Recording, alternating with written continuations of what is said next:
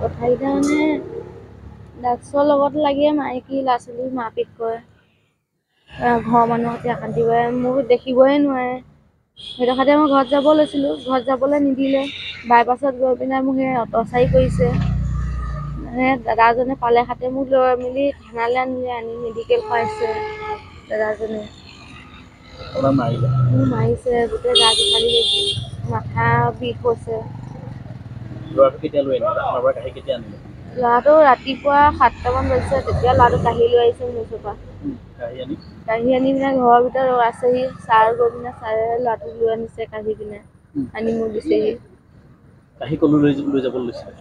ঘৰলৈ লৈ আহিছে বাইপাছৰ পৰা, বালিগাঁও বাইপাছৰ পৰা ঘৰলৈ লৈ আহিছে কাঢ়ি পিনে।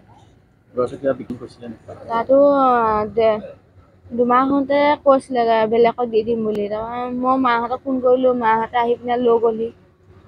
নীলত থাকিলোঁ, তাত 2-3 মাহমান থাকিলোঁ। এতিয়া আকৌ সি মোক ঘৰলৈ গৈছে, কৈছে মই ভাল হৈছোঁ, গুচি আহ। এনেকৈ কৈছে, মাহঁতেও ভাবিছে কি সি ভাল হৈছে, যা গৈ ভালকৈ থাকিব পাৰিবি। মাহঁতে থৈ গ'লহি।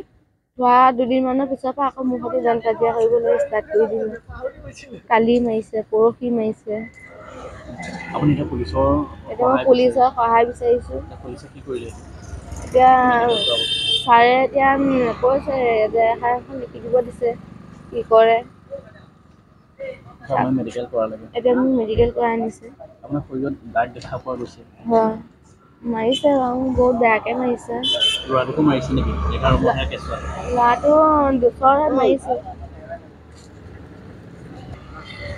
মই তাত কান্দি থাকোঁতে দাদাজনে পালে, দাদাজনে ফোন কৰি দিলে ছাৰলৈ। ছাৰে গৈ পিনে ধৰি আনিলে। এতিয়া মই ন্যায় বিচাৰোঁ পুলিচৰ পৰা।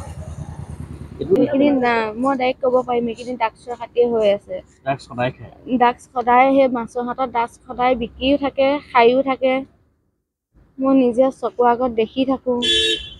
কিমাননো সহ্য কৰিম নিজৰ মুখৰ আগত দেখি পিনে। মানুহটোক সদায় ভাল কৰাটোহে মই বিচাৰোঁ। অংকুৰ দাস।